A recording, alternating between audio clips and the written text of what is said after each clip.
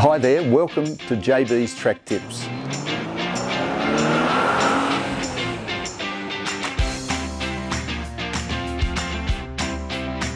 Today we're going to talk about braking, which is very, very important in the art of driving. And certainly if you're going to do track days and enjoy your car, you need to have a technique that is going to work for you. So most tracks have got braking markers. In fact, all of them have got braking markers. They usually start at 200, maybe even 300 metres. 200, 150. I don't suggest you stop at the 50.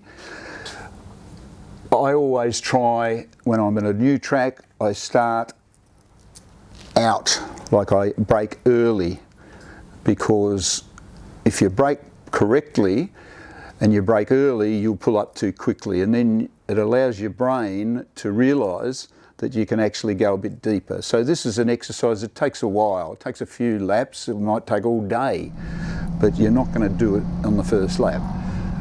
The brake application in 85% of people's technique is too soft. We all drive around the road with gentle braking because we don't want to wear the brake pads out. We also don't, want to wear the discs out. But on a racetrack, you brake hard. Your first application when the car is going quicker, so let's take turn 1 at Sandown.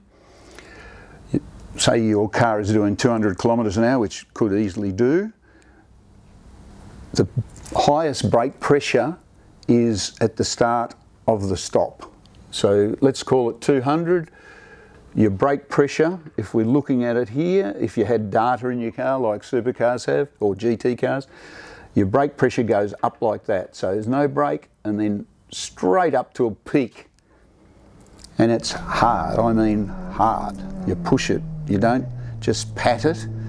If you start patting it like this, you find that you're going too fast when you get to the corner, and then you start to push it harder.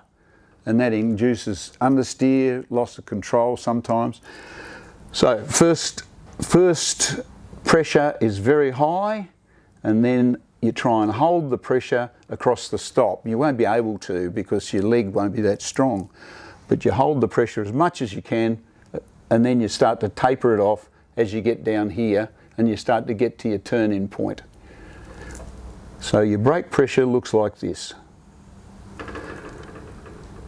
The biggest thing to remember is push it hard. Don't muck around with it. You come off the throttle, straight onto the brake pedal, and push hard. Now, if you end up stopping and you're still here, well, then you realise that you can come up here further.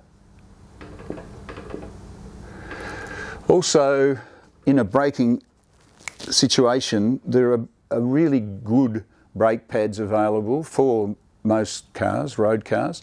The pads that are in your normal road car are probably not that good for track use. They're soft and they don't make any noise, and they spew a lot of brake dust out, so they're not really made for stopping in a terrible big hurry, which is what you want to do on a racetrack at every corner.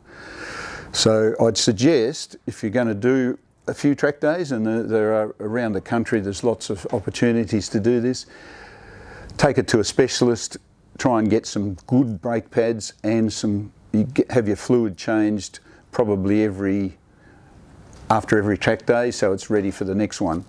And you get a really good brake fluid. .5 is the one you should use. It's got a high boiling point, and it'll help you keep your brakes together as you do track days. So, main things to remember: first application is very strong,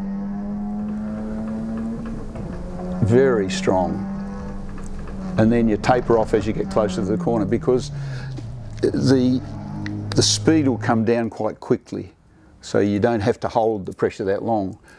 But you still need to hold it to a degree, and you'll be able to brake later. And braking later is lap time gain. It actually makes a lot of difference. And we all go to the track to go fast.